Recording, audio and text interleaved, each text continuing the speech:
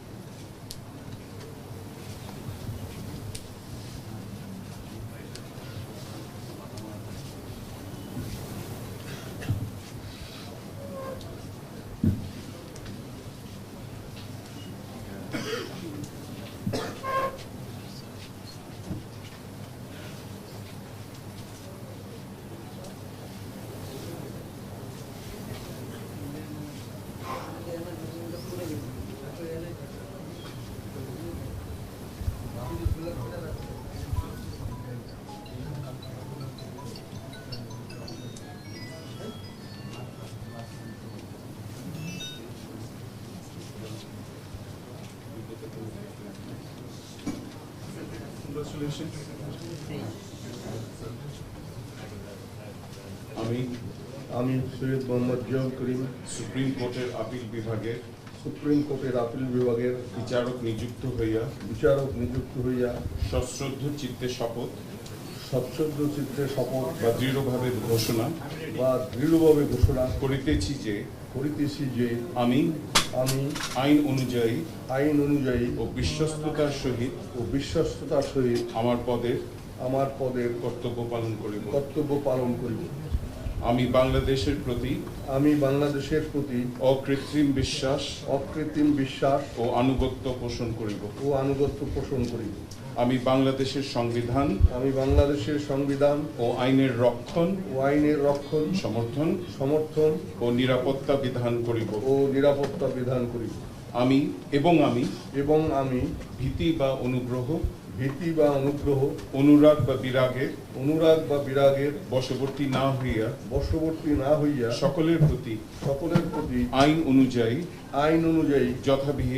যথাবিহিত আচরণ করি।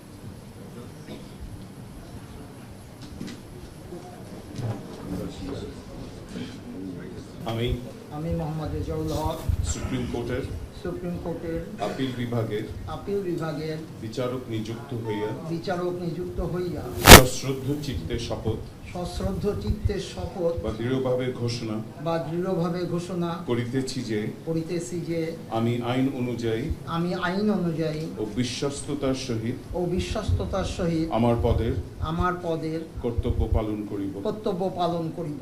আমি বাংলাদেশের প্রতি প্রতি অকৃত্রিম বিশ্বাস অকৃত্রিম বিশ্বাস ও আনুগত্য পোষণ ও করিব। আনুগত্য পোষণ করিব। আমি বাংলাদেশের সংবিধান আমি বাংলাদেশের সংবিধান ও আইনের রক্ষণ, ও আইনের রক্ষণ, সমর্থন ও নিরাপত্তা বিধান করিব। বিধান করিব। এবং আমি ভীতি বা অনুগ্রহ অনুরাগ বা বিরাগের বশবর্তী না হইয়া সকলের প্রতি আইন অনুযায়ী যথাবিহিত আচরণ করিব।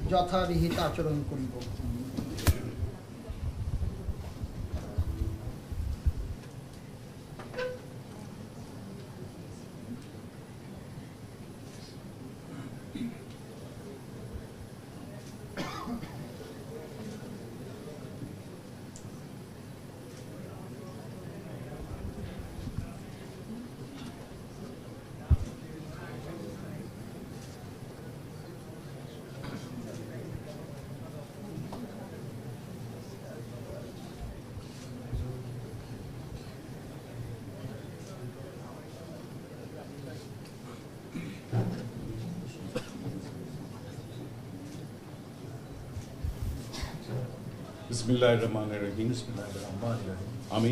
আমি এস.এম. ইমদাদুল হক সুপ্রিম কোর্টের আপিল বিভাগের সুপ্রিম কোর্টের আপিল বিভাগের বিচারক নিযুক্ত হইয়া সশ্রদ্ধ চিত্তে শপথ বা দৃঢ়ভাবে ঘোষণা করিতেছি যে আমি আইন অনুযায়ী ও বিশ্বস্ততার সহিত আমার পদের কর্তব্য পালন করি। আমি বাংলাদেশের প্রতি অকৃত্রিম বিশ্বাস ও আনুগত্য পোষণ করি। আমি বাংলাদেশের সংবিধান ও আইনের রক্ষণ, সমর্থন ও নিরাপত্তা বিধান করিব। এবং আমি ভীতি বা অনুগ্রহ, অনুরাগ বা বিরাগের বশবর্তী না হইয়া সকলের প্রতি আইন অনুযায়ী যথাবিহিত আচরণ করিব।